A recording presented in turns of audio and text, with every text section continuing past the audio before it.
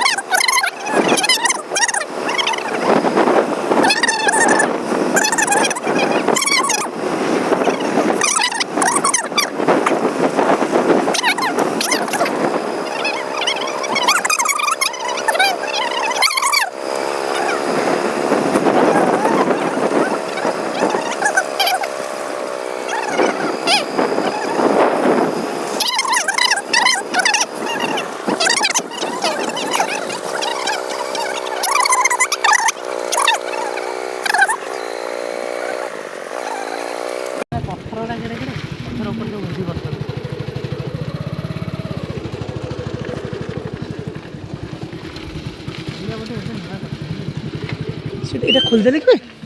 হ্যাঁ এটা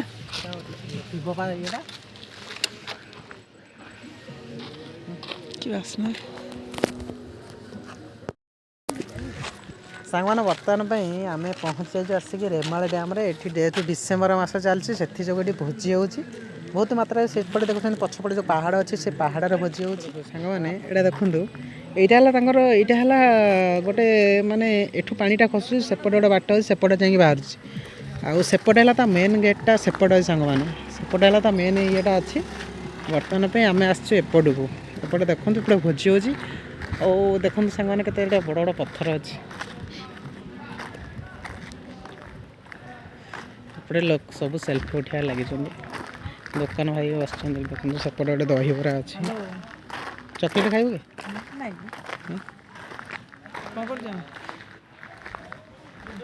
ये सब भोजी हो जिते डिसेम्बर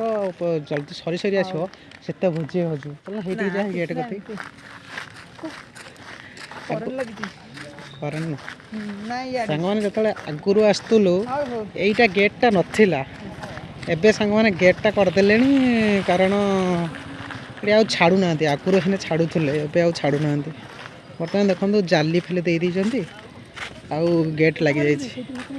आगुरी यहीपटे मैंने जावाक छाड़ूले एवं भी छाड़ू ना आगुरी कि छाड़ूले ये देखो पानी फाणी बहुत अच्छे सेपटे भी लोक भोजी फोजी कर आपन तो ये दृश्य किसी अच्छी रेमाल डैम केउंझर यहाँ अवस्थित अच्छे रेमाल डैम आपड़ जब सांग मैंने जाजपुर बाट देके आसुन डुबुरी डुबुर आसवे बामुणीपाल सीधा आसवे ये आम पहुँचे रेमाल डैम चलते सेपटे डैमटा भी देखिए आपन को चलो सेपट को जावा और सेपट दृश्य देखा सेपटे मेन गेटा अच्छी से केतटा गेट अच्छी आप सब देखिए चलते चला भोजी कर टेस्ट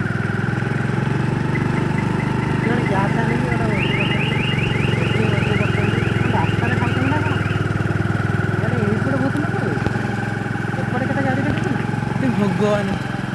सहीपटे खाली होपटे तला आड़े हो छाड़ू देखी पूरा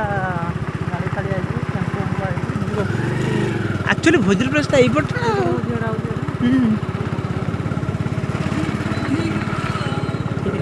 खाली बाइक गाड़ी भोजी कर ଏପଟେ ଭୋଜି ଚାଲିଛି ଇଆଡ଼େ ବି ଭୋଜି ଚାଲିଛି ବହୁତ ଭୋଜି ଚାଲିଛି ପଢ଼େଇ ହେଇଥାନ୍ତା ଡିସେମ୍ବର ମାସଟା ସାରା ଭୋଜି ଆଉ ଟିକେ ଖାଲି ଡିସେମ୍ବର 15 ହେଇଯାଉ ତାପରେ ଚାଲିବ ଭୋଜି ପୁରା ରେ କୋଉ ଶହେରେ ବାବା ପ୍ରବଳ ଫ୍ୟାମିଲି ଭୋଜି ଚାଲିଛି ତଳଟା ଦେଖ ବାବା ଏରା କେତେ ବେ ବହୁତ ଭୋଜି ହେଉଛି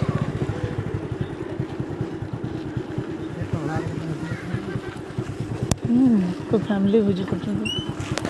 କାର ବ୍ଲକ୍ ଫ୍ଲକ୍ ଆଣିକି ଶୋଧିବାନି ନା କାର ବ୍ଲକ୍ ଫ୍ଲକ୍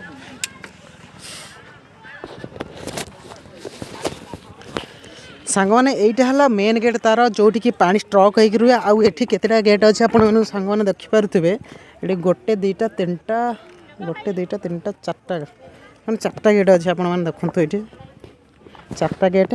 ଆଉ ସେପଟେ ତଳେ ବି ପିଲା ଉଠାଉଛନ୍ତି ଫଟୋ କାରଣ କେତେ ଫୁଟ ପାଣି ହେବ ଏଇଠି ମିନିମମ୍ 20 ଫୁଟ ପାଣି ହେବ ଏଇଠି ଅଛି ଆଉ ଆମେ ଯେତେବେଳେ ଆସିନଥିଲୁ ନା ଗଣେଶର ପୁରା ହେଇଠି ଗୁଞ୍ଜା ପାଣି ଥିଲା ହେଇ ଯେଉଁ ଲେବେଲ୍ ଯେଉଁଟା ଦୁଶୁନି ନା ଟିକେ କୋତରା ସେଇଠୁ ପାଣି ଥିଲା ଏପଟେ ସାଙ୍ଗମାନେ ଦେଖନ୍ତୁ ପୁରା ଭୋଜି କରାହେଉଛି ଜୋରଜାରେ ପୁରା ଭୋଜି ଚାଲିଛି ଆଉ ଚାଲନ୍ତୁ ଯିବା ସେପଟ ଗେଟ୍ ସାମ୍ନାଟାକୁ ଯିବା ଚାଲ ସେପଟ ଆହୁରି ଖୁସି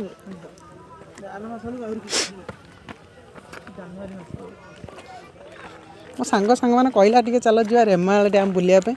ସେଥିଯୋଗୁଁ ଆମେ ଟିକେ ପଳେଇ ଆସିଲୁ ରେମାଳ ଡ୍ୟାମ୍ ଆସୁନ ଏପଟେ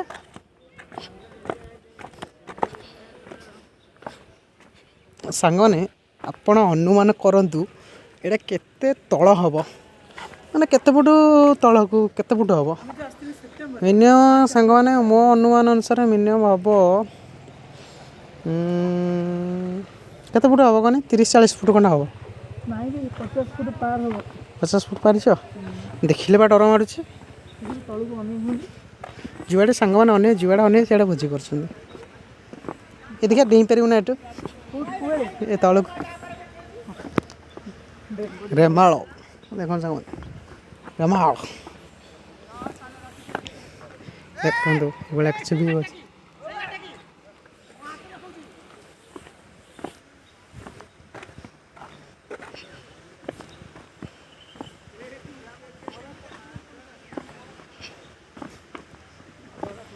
ପଥର ଗୁଡ଼ା ପାଣି ଯାଇଛି ପଥର ଗୁଡ଼ା ପୁରା ହ୍ୱାଇଟ୍ ହେଇଯାଇଛି ନୁହେଁ କି ସାରା ଏଇଠି କ'ଣ ଇଆଡ଼କୁ ହେମାଳ ଲାଗୁଛି ସିଆଡ଼କୁ ଲାଗୁଛି ପୁରା ଥଣ୍ଡା ଏଇଟା ଖସିଲେ ସେଇ ବାଟେ ଚାଲ ଏଇ ବାଟା ପାଦରା ଖସୁଛି ଯାଇପାରିବିନି ଚାଲ ଟିକେ କତିକି ଯା କତିରେ ଯାଇକି ଟିକେ ଦେଖିବା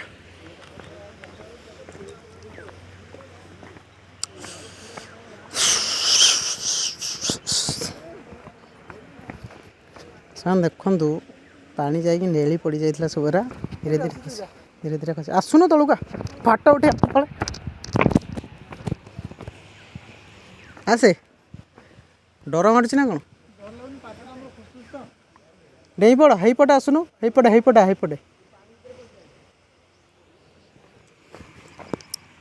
ଏଇଟା ହେଲା ସାଙ୍ଗମାନେ ତାର ଗେଟ୍ର ପଛପଟଟା ସେପଟୁ ପାଣିଟା ଷ୍ଟ୍ରକ୍ ହେଇକି ଅଛି ଆଉ ଏପଟୁ ଟେକିଲେ ଏପଟେ ସବୁ ପାଣି ଆସିବ ଏଇଠି ମାଡ଼ ହେବ ଦେଖନ୍ତୁ କେଉଁପରି ହେଇଛି ରେମାଳ ଡ୍ୟାମ୍ ଆଡ଼େ କତିକି ଯାଉ ସାଙ୍ଗମାନେ ମାଛ ଆପଣଙ୍କୁ ଦେଖେଇବି ଏପରି କିଛି ଦୃଶ୍ୟ ଅଛନ୍ତି ଦେଖନ୍ତୁ ଇଆଡ଼େ ସବୁ ଏପଟେ ପାଣି ଗୁରା ଯାଉଛି ସେପଟେ ଏଇନା ବନ୍ଦ ଗେଟ୍ ଯେତେବେଳେ ଗେଟ୍ ଖୋଲିବ ସାଙ୍ଗମାନେ ସେତେବେଳେ ଭଲ ଲାଗେ ଦେଖନ୍ତୁ କେତେ ସଫା ପାଣି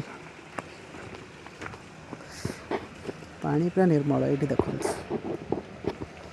ଏହିପରି କିଛି ରେମାଳ ଡ୍ୟାମ୍ର ଗେଟ୍ ଅଛି